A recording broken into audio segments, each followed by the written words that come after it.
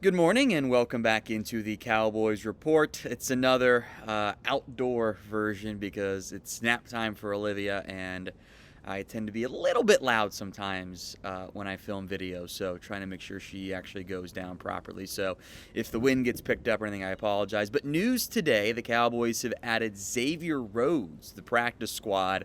Bit more of a household name than some of the other corners on that practice squad right now. Mackenzie Alexander, Kendall Sheffield. Cowboys did have an open spot, so no other move needed to come from that standpoint. But Xavier Rhodes is a member now of the Cowboys practice squad. That news broke in this morning by Mike Garafolo, etc., with the chance to contribute in the postseason for a contender, and I'd be a little surprised by that. Look, cornerback is an area of concern, as it's been for the Cowboys with Jordan Lewis and Anthony Brown going down. They give Kelvin Joseph a chance to show what he can do, and he doesn't play very well. He gets benched. Nashawn Wright was not great against Tennessee. I thought better the week before, but had a nice interception. That's all valuable there. So Xavier Rhodes comes aboard with practice squad designation. He joins Mackenzie Alexander, Kendall Sheffield, as Dallas just throws darts at this point, going, why not do it? I think, look, there's no such thing as a bad practice squad pickup. It's the practice squad. You've got 17 spots if you're Dallas. You've got a bunch of options. You've got guys hurt. So why not take a gamble on a guy who does have some familiarity with others in your organization, George Edwards again. So you're kind of reuniting the Minnesota Vikings 2018, 2017, 2016, etc. cornerback room, which I find interesting, but all in the practice squad, so it's not that big of a deal there. A bit of an older practice squad room there in the end. I will set my expectations fairly low for Xavier Rhodes because he's not the guy you remember being the one-time All-Pro corner. It's the practice squad. I'm not bad with it. I'm certainly not mad about it. Like, again, you can't have a bad practice squad signing. You're just adding a flyer, seeing if it pans out. At least practice squad's ever in that active roster. I never thought they were going to claim Rhodes, but practice squad's fine with me. So we'll go more in depth on this here in a moment with some stats for you on Xavier Rhodes. But grade this signing, or the practice squad pickup, I should say. A, B, C, D, or F. I will say, I don't think you can go any lower than a C. It's like a 7th round pick. You can't have a bad one. Like, you might not love it, that's fine, but it's practice squad flyer. You cannot have a bad move there. So get those votes in for me. A, B, C, D, or F. It is the pinned comment on today's video. So if the ad break happens to come here on YouTube, that's fine. Take advantage of it. Head down there and let me know. I'll give it a B. Again, I will try to warn of expectations of he's going to come in and start. I don't think that's going to happen. Xavier Rhodes played 2 games this year for the Buffalo Bills. He had stats per Pro Football Reference, so you can check them out. It's all publicly available. 7 targets, 5 catches, 49 yards. Not really moving the needle either way. Clearly, Buffalo did not think he was good enough to be a part of their own playoff push. Now, maybe he would have tried to go back to the practice squad, whatever. Doesn't really matter too much there in the end. Dallas brings him in for the practice squad to... Depth is depth, and you know what? I'm sure if you do the 6 corners, most carries, 5 to 6 corners, most teams carry, and the 2 to 3 practice squad corners, all teams carry, I'm sure he's in that, I can't do math like that massive number of top hundreds corners in the NFL that end up existing, so I'm fine with that. But I would say keep the expectations low.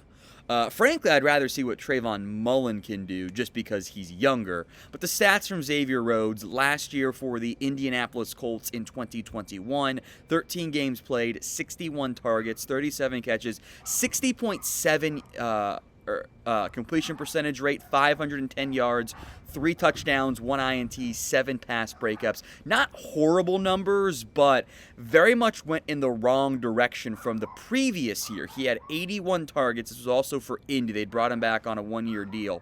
42 catches, so that completion percentage is 51.9%, which is pretty good. 60.7's meh. 563 yards. So on 20 fewer targets, Rhodes had allowed only 52 or 53 fewer yards. The neighbors' dogs are barking, sorry. So not that different, but substantial for given the target numbers there. And 5 fewer catches allowed, too. The yards, way more yards per catch, yards per target there. 5 touchdowns allowed, but again, you're allowing more targets there. 2 interceptions, 12 pass breakups. Nothing. It was better. It was a lot better than I had kind of thought Rhodes was cooked in 2019. A Pro Bowl season, which again, don't value the Pro Bowl in any fashion. Here are the numbers from that Pro Bowl campaign from Xavier Rhodes in 2019. 81 targets again, 66 catches allowed. That's an 81.5% rate. It's worse than what Kelvin Joseph was doing out there for Dallas. 791 yards allowed, 4 touchdowns, 0 interceptions, 6 pass breakups in total. I thought he was cooked in 2019. I thought he was done. It made no sense he was a Pro Bowler. Colts bring him in. He actually played well for Indy in that 2020 campaign. Not as good in 2021. They didn't bring him back for, I think, reasons. I think at this point, to be honest and blunt, I kind of think Xavier Rhodes is about done. I think this is probably going to be his last year in the NFL now. Maybe he's pressed into duty. He's not going to be called this week, by the way.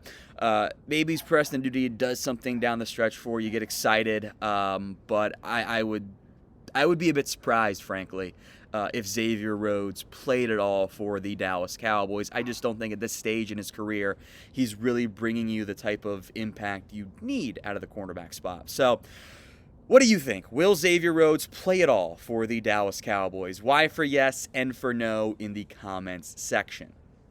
I kind of mentioned Trayvon Mullen. I am curious how the Cowboys choose to approach the cornerback room moving forward.